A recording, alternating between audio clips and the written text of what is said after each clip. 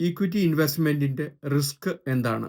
യുകെയിൽ താമസിക്കുന്നവർക്ക് personal pension ഫണ്ടിലൂടെയും ISA അക്കൗണ്ടിലൂടെയും ടാക്സ് ഫ്രീ ആയിട്ട് ഈക്വിറ്റി ഇൻവെസ്റ്റ് ചെയ്യുകയും അങ്ങനെ യുകെ ഷെയർ മാർക്കറ്റിലും അമേരിക്കൻ മാർക്കറ്റിലും ഏഷ്യൻ ഷെയർ മാർക്കറ്റിലും ഡയറക്റ്റ് ഈക്വിറ്റിയിൽ ഇൻവെസ്റ്റ് ചെയ്യാൻ സാധിക്കുന്നതാണ്.